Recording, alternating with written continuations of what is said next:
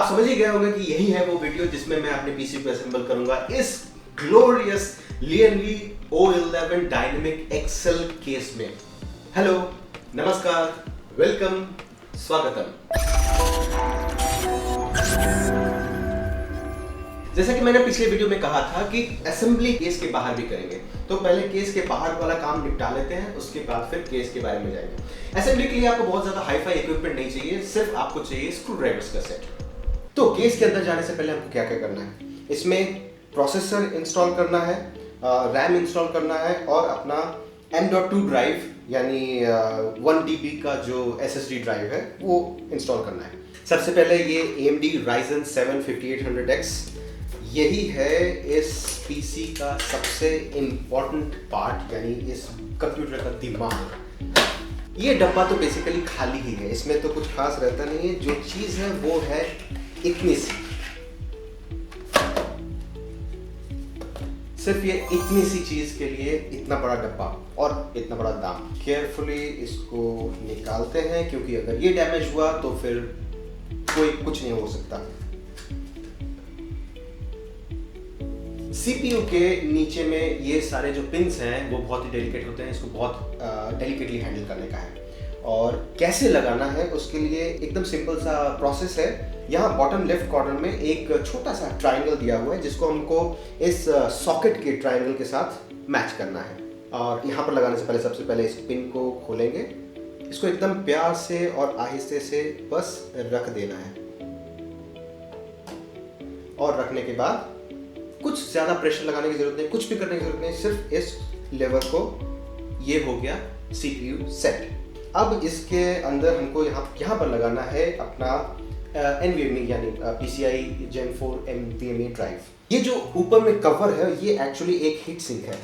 जब ये कंप्यूटर काम करेगा तब जो ड्राइव है, जो मेन बूट ड्राइव है, वो बहुत ही ज्यादा गर्म हो जाएगा। उसके हीट को डिसिपेट करने के लिए हीट सिंक काम करेगा। और ये आ गया अपना हीट सिंक। इसमें एक थर्मल पैड भी है, जिसको हम लोग पील ऑफ करके अपने ड्राइव के साथ टच करके लगाएंगे।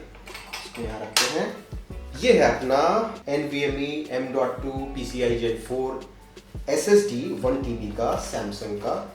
इसको खोलते हैं।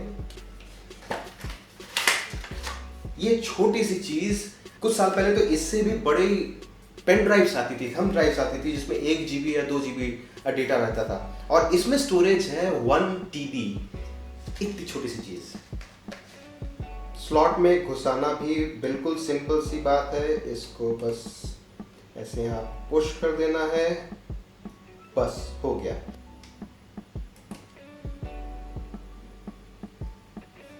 ये ड्राइव सेट होने के बाद इस पर हमको लगाना है ये हीट सिंक। इसका स्क्रू आपके पास ही है। ये हीट सिंक का जो थर्मल पैड है उसको पील ऑफ करके अपनी जगह पर लगाना है। और ये हो गया हमारा ड्राइव इंस्टॉल। तो हमारा प्रोसेसर सेट हो चुका है, हमारा जो बूट ड्राइव है वो सेट हो चुका है। अब हमको लगाना है इसमें रैम। अब जैसा मैंने आपको बताया था कि रैम के 2 स्टिक्स आपको किन किन स्लॉट्स में लगाने हैं, उसके लिए भी एक नियम होता है, और कहीं और देखने की जरूरत नहीं, मैनुअल भी आपको खोलने की जरूरत नहीं है। यहाँ पर एकदम क्लियरली दिखा हुआ है कि DDR4 A1 A2 B1 B2। तो फर्स्ट A2 और B2 स्लॉट्स में हमें मेमोरी स्टिक लगानी है। और इसमें भी आप गलत नहीं लगा सकते, उल्टा सीधा नहीं लगा सकते। ये रहा A2 स्लॉट, ये रहा B2 स्लॉट।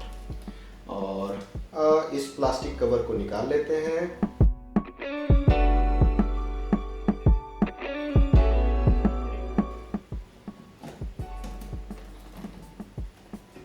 एक क्लिक करके इसको सेट होना चाहिए, और ये जो होल्डर्स हैं वो वापस अपनी जगह आ गए। इसी तरह सेकेंड रैम स्टिक को भी पील ऑफ करेंगे और ऐसे लगाएंगे।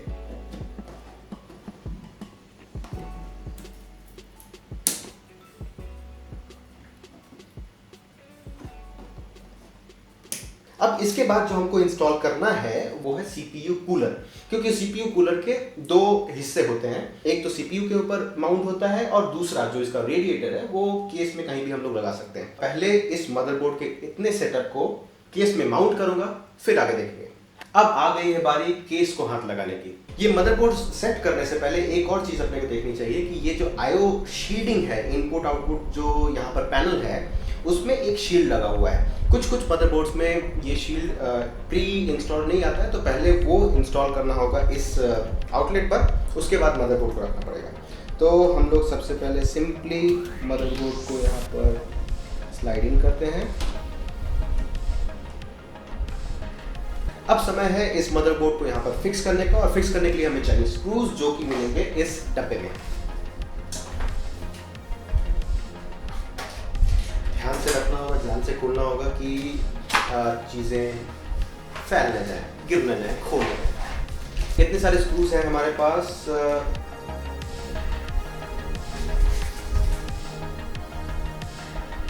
अधिकतर इलेक्ट्रॉनिक चीज़ों की तरह इसमें भी स्क्रू इन स्क्रू आउट करते समय या कोई भी कनेक्टर लगाते समय हमें ज़्यादा फोर्स नहीं लगाना है।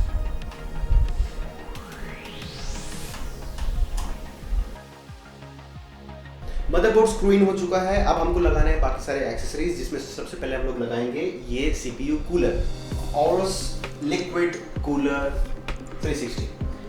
ये बड़ा सा जो पैकेट है, इसका मतलब ये नहीं कि जो लिक्विड कूलर के अंदर है वो एक्चुअली इतना बड़ा है, इसमें बहुत सारी पैडिंग है। ये सिलेक्ट करने का, ये आइटम सिलेक्ट करने का मेरा मेन रीजन जो था वो था इसका डिस्प्ले, यानी सीपीयू कूलर के ऊपर डिस्प्ले।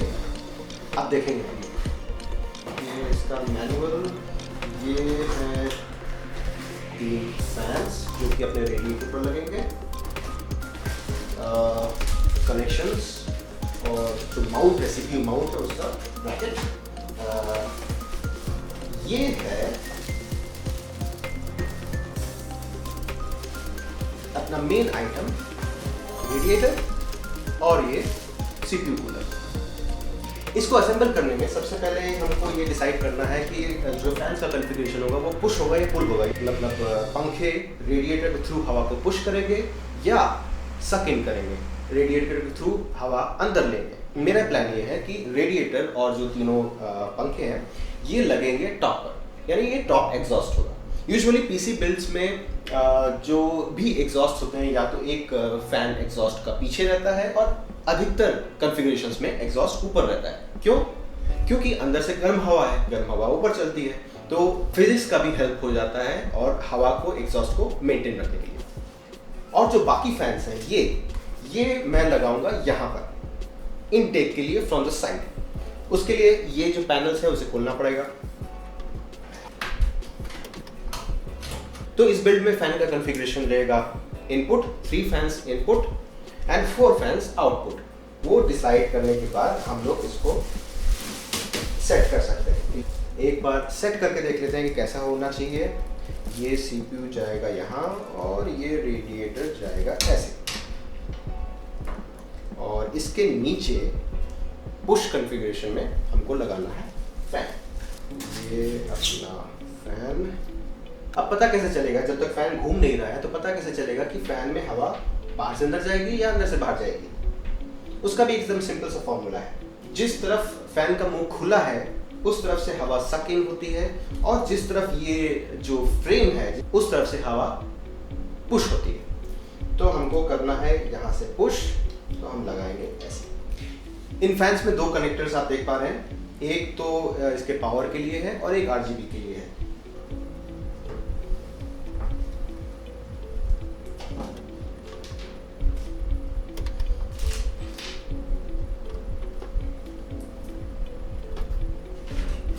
फैंस इंस्टॉल हो जाने के बाद अब रेडिएटर को अपने केस में लगाना है। इसमें थर्मल पेस्ट दिया हुआ है, तो इसलिए एडिशनल थर्मल पेस्ट लगाने की आवश्यकता नहीं पड़ेगी। हमको चाहिए ये AMD माउंटिंग ब्रैकेट, अपने मैनुअल पे है this is the AMD mounting bracket. मेरे पास AMD CPU है, इसलिए हम लोग इस माउंटिंग ब्रैकेट का इस्तेमाल करेंगे। अब ये ब्रैकेट हम लोगों को लगाना है यहाँ पर। उसके लिए सबसे पहले जो मदरबोर्ड में CPU के दोनों साइड में जो ब्रैकेट इनबिल्ट है स्टॉक कूलर के लिए, उसको हम लोग को निकालना है।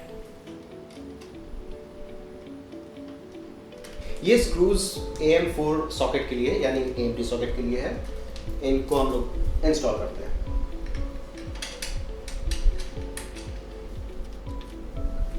अब जो ब्रैकेट ऑलरेडी इसमें है इसको निकालना होगा पहले।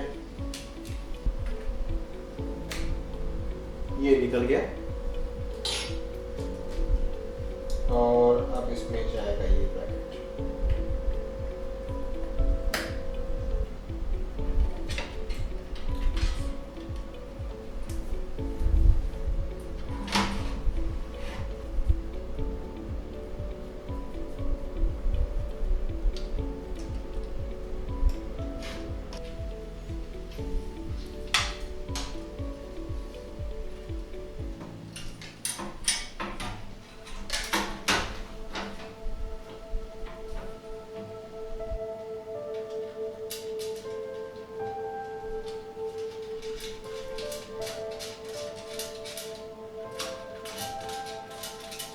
तो ये ऊपर में रेडिएटर सेट हो गया, लेकिन ये सीपीयू कूलर जो है इसकी ओरिएंटेशन मुझे थोड़ी सी अच्छी नहीं लग रही है, क्योंकि इसमें जो कनेक्टिंग पाइप्स हैं वो रैम को ओक्लूड कर रहे हैं।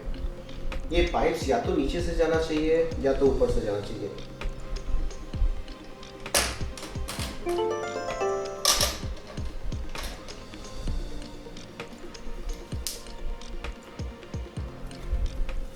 अब बेटर है। अब हमको अटैच करना है फैन, अपना PSU, उसके साथ सारे कनेक्शंस करने हैं और केबल मैनेजमेंट करना है। अब हम देखेंगे ये Corsair का LL120 RGB फैंस का 3 फैंस का सेट। इस 3 फैंस के सेट के साथ एक कंट्रोलर भी आता है जो RGB को कंट्रोल करता है, जो अप टू 6 फैंस को कंट्रोल कर सकता है।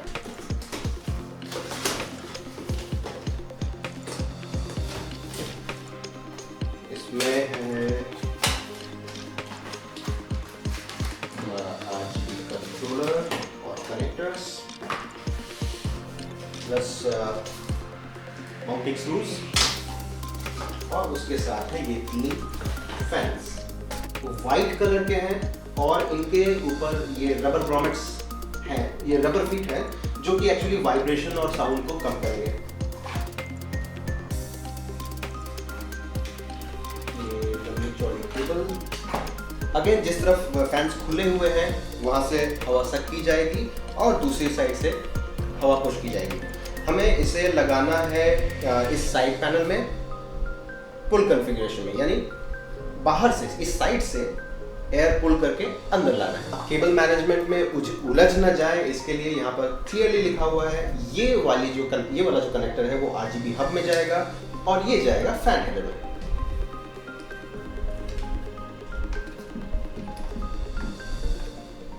अब असेंबली के आखिरी 3 स्टेप्स बचे हैं। पहला, ग्राफिक्स कार्ड इंस्टॉल करना। दूसरा, पावर सप्लाई यूनिट को इंस्टॉल करना, सारे कंपोनेंट्स को पावर देना। और फाइनल, केबल मैनेजमेंट, जो कि बहुत बहुत बहुत डेलिकेट चीज है। अगर वो आप अच्छे से नहीं कर पाते हैं तो आपका इंथुसियास्टिक बिल्ड एक चीप कॉपी लगेगा। ये है हमारा Zotac gaming GeForce RTX 3060 30 series का ये एंट्री लेवल ग्राफिक्स कार्ड है। एंट्री लेवल मैंने इसलिए लिया क्योंकि ऑब्वियसली सिर्फ यही अवेलेबल था और तो कुछ मिल ही नहीं रहा था, और जो मिल रहे थे उसके जो दाम है उसके बारे में तो क्या ही कहना। ये है हमारा ग्राफिक्स कार्ड का डब्बा। गेट एम्पलीफाइड, ठीक है।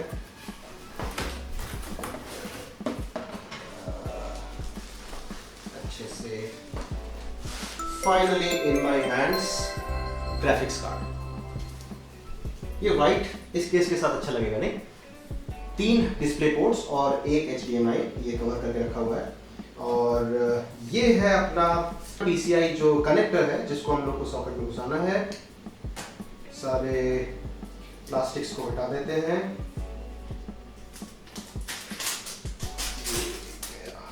इसको हमें इंस्टॉल करना है ऐसे, और जैसा कि आप देख रहे हैं ये 2 स्लॉट्स की जगह है जो कि हमको यहां से निकालना होगा। ये एक स्लॉट इस सारा अलाइन हो गया, उसके बाद इसको पुश करना है।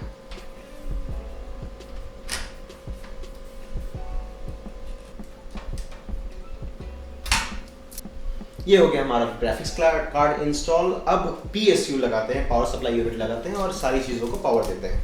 ये है इस केस का बैक साइड। बहुत सारे केबल्स दिख रहे हैं और एक्चुअली काफ़ी सारे केबल्स तो सामने भी है जिसको हमने अभी मैनेज नहीं किया है। PSU को सेट करने के बाद सभी कंपोनेंट्स को पावर देने के बाद हम लोगों को बहुत ज़्यादा समय लगाना पड़ेगा इन केबल्स को मैनेज करने के लिए।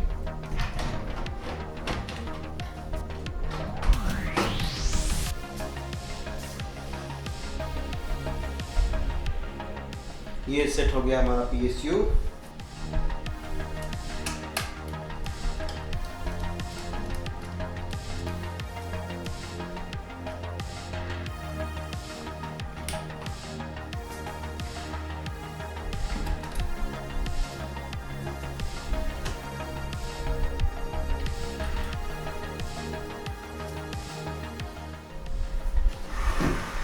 फ्रंट पैनल में ये पावर एंड रीसेट बटन है, USB स्लॉट्स हैं और RGB के कनेक्टर्स हैं, उसको भी मदरबोर्ड के साथ कनेक्ट करना होगा।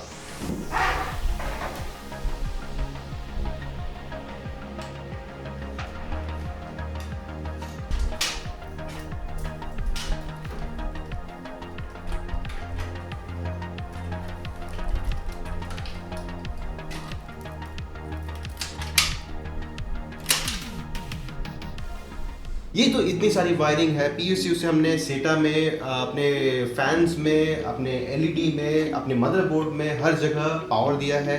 उसके अलावा जितने भी फैंस के RGB हेडर्स हैं उनको एक हब में कनेक्ट किया है और उसके साथ साथ जो फ्रंट पैनल कनेक्टर्स हैं उनको मदरबोर्ड में कनेक्ट किया है। जो GPU है, GPU को पावर दिया है और सारे कनेक्शन कर लेने के बाद जो अंतिम चीज आती है वो है केबल मैनेजमेंट। क्योंकि इस तरह से इस कंडीशन में अगर आप अपने PC को रख देंगे तो वो ये बेकार लग रहा है, पीछे से बेकार लग रहा है। हाँ, ये बात जरूर है कि इस केस की एक कितनी बड़ी खासियत ये है कि सामने से पता ही नहीं चल रहा है कि केबल्स का क्या हाल हो रहा है पीछे में। यानी ये सामने से तो बिल्कुल स्लीक और अच्छा दिख रहा है। सिर्फ यहाँ पर ऊपर में थोड़ा सा केबल्स को टक इन करने की जरूरत है, अदरवाइज सारे केबल्स बिल्कुल ठीक ठाक है। और मुझे ऐसा लग रहा है कि ये फैन जो है वो एक्चुअली यहाँ पर सेट नहीं हो रहा है, अच्छा नहीं लग रहा है। May be in the future मैं इस फैन को यहाँ से हटाकर यहाँ पर 3 फैंस का एक सेटअप, एक इनटेक 3 फैंस का सेटअप लगा दूंगा।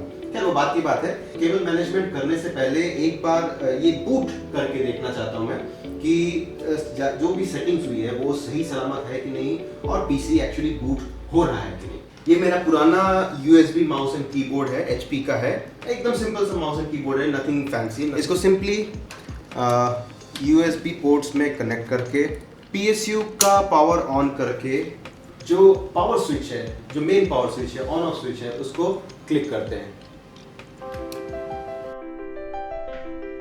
आपको अपने सिस्टम के अंदर जाना है तो इसको चलाने के लिए आपको अपना ऑपरेटिंग सिस्टम इसमें लोड करना पड़ेगा। मैंने विंडोज 10 लोड किया हुआ है। अगर आपके पास विंडोज का बूट मीडिया नहीं है, या तो USB ड्राइव में या तो DVD ड्राइव में, तो आपको ये सिंपली किसी दूसरे कंप्यूटर से डाउनलोड कर लेना पड़ेगा।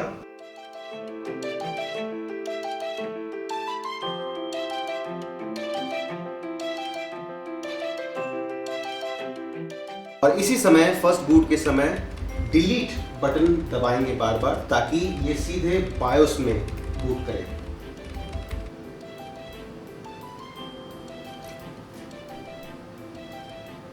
ये है हमारा बायोस पेज जिसमें हमको दिख रहा है कि क्या क्या चीज़ें हैं इसमें।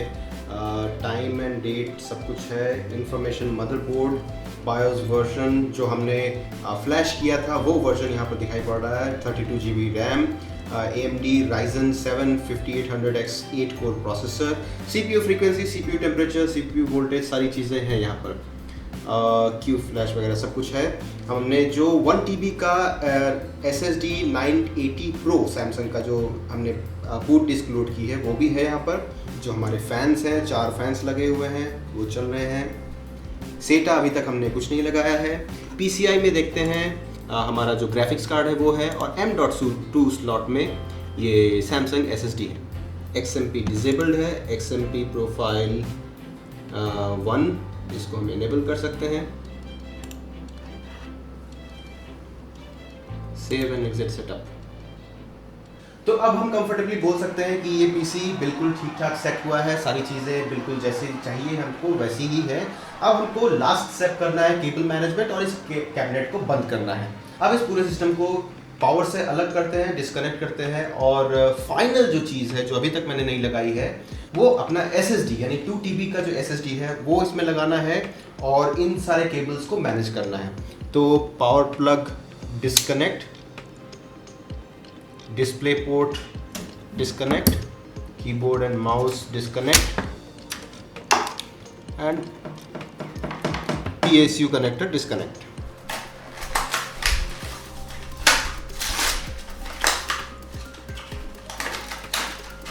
ये है अपना 2 TB का SSD।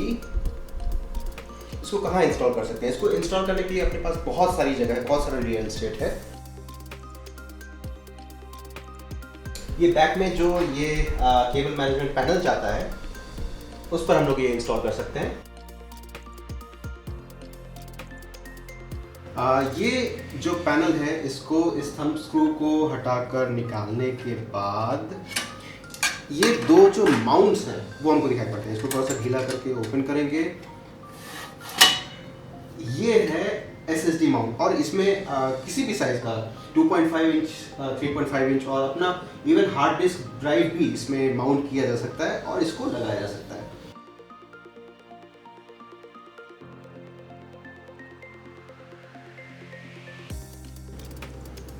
अब इसको सिर्फ स्लाइड इन करना है।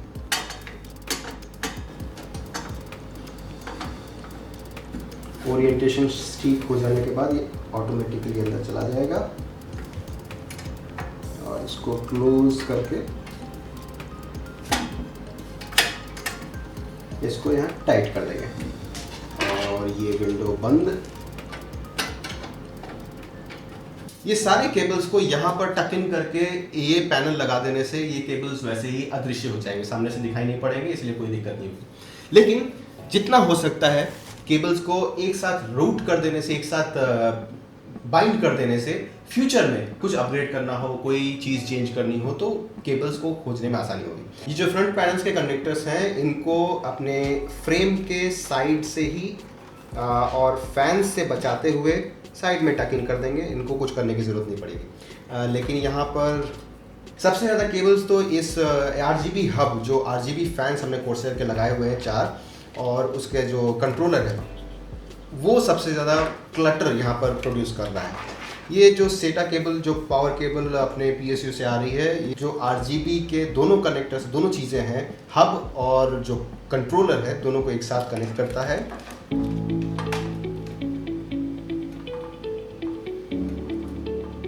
ये केस के पीछे में जो हॉट स्वैपेबल SSD ड्राइव्स का जो ये कैबिनेट है उसके जो कनेक्टर्स हैं वो भी काफ़ी यहाँ पर क्लटर बनाए हुए हैं।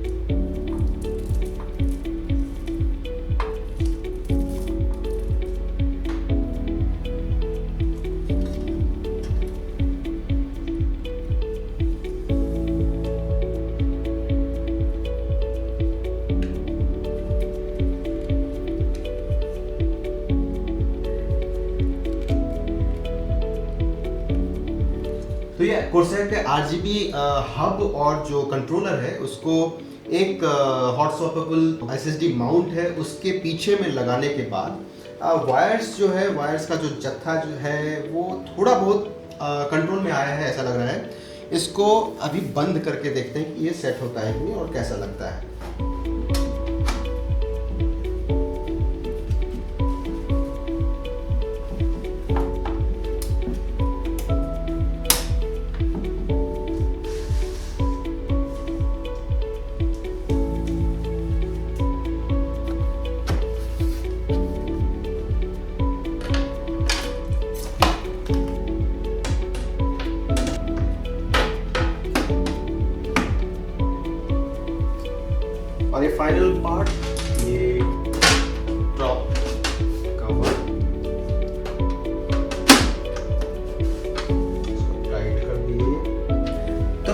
सबसे फन पार्ट, पीलिंग ऑफ। ये साथ ही साथ इसको ऑन भी कर देते हैं।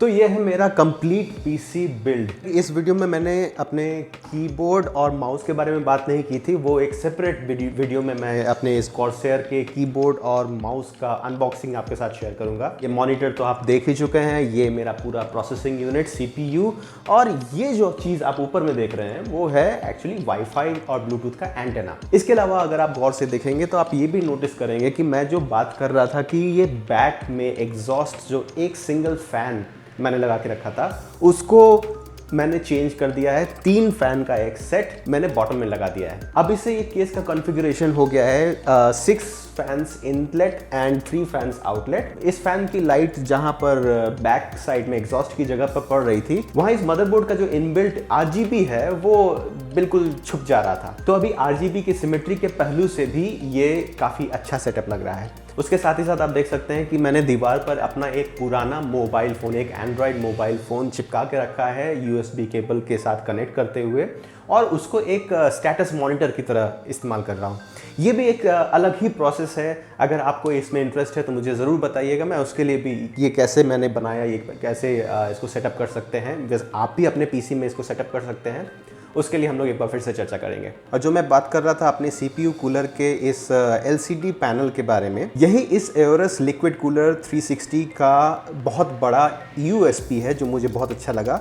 ये एक कस्टमाइजेबल स्क्रीन है, 6 सेंटीमीटर बाय 6 सेंटीमीटर का ये सर्कुलर स्क्रीन है। अभी तो ये स्क्रीन एओरस का लोगो और CPU टेम्परेचर और CPU मॉडल दिखा रहा है। इस स्क्रीन को कस्टमाइज करके मैं कोई भी यहाँ पर इमेज डाल सकता हूँ। तो कैसा लगा आपको मेरा ये PC बिल्ड, ये असेंबली का वीडियो मैंने आपके साथ शेयर किया, और इसके जितने भी कंपोनेंट्स थे इसके बारे में हमने पिछले वीडियो में भी चर्चा की थी, और इस वीडियो में भी सारे जो कंपोनेंट्स मैंने यूज़ किए हैं उसका डिटेल्स और उसके Amazon लिंक्स इस वीडियो के डिस्क्रिप्शन बॉक्स में आपको मिल जाएंगे। अगर आपको अपना एक PC बिल्ड करना है या PC खरीदना है और आपको इन सब चीज़ों के बारे में, कंपोनेंट्स के बारे में, असेंबली के बारे में आपको कोई भी सवाल हो, मुझसे ज़रूर पूछिए। मुझे यकीन है कि मेरा ये वीडियो न सिर्फ आपको पसंद आया होगा बल्कि इन्फॉर्मेटिव भी लगा होगा। मेरे इस वीडियो को लाइक ज़रूर कीजिए और अपने सभी PC इंथुसियास्ट दोस्तों से शेयर कीजिए। मेरे अगले वीडियो अपलोड तक मेरे साथ बने रहने के लिए मेरे चैनल द वर्सटाइल डॉक्टर को सब्सक्राइब ज़रूर कीजिए। इस बेल आइकन को दबाइए ताकि मेरे हर एक अपलोड का आपको तुरंत नोटिफिकेशन मिल जाए। मेरे साथ डिस्कॉर्ड पर और दूसरे सोशल मीडिया प्लेटफॉर्म्स पर जुड़े रहने के लिए जो मेरे हैंडल्स हैं वो आप देख ही पा रहे हैं। इसके अलावा सारे लिंक्स इस वीडियो के डिस्क्रिप्शन में दिए हुए हैं। आज के लिए बस इतना ही। फिर इस PC से जुड़े किसी और वीडियो या किसी और विषय पर चर्चा करने के लिए मैं जल्द ही आपके सामने उपस्थित होऊंगा। तब तक के लिए अपने आप को और अपने परिवार को कोविड से सुरक्षित रखिए, वैक्सीनेशन लगवाते रहिए। दूसरी वेव लगभग ख़त्म ही हो गई है, लेकिन इसका मतलब ये नहीं कि कोविड पैंडेमिक पूरी तरह से ख़त्म हो गया है। आने वाले समय में कुछ और दुविधाएं भी आ सकती हैं, तो सतर्क रहिए। मास्क का उपयोग, सोशल डिस्टेंसिंग और हैंड वॉशिंग अभी भी जारी रहनी चाहिए। आप थे द वर्सटाइल डॉक्टर के साथ। मेरा नाम है डॉक्टर अभिनव अतुल, और इस वीडियो के माध्यम से आपसे जुड़ने का मुझे मौका मिला, ये मेरे लिए गर्व और गौरव की बात है। It is my pride and privilege to be able to connect with you through this video. नमस्कार।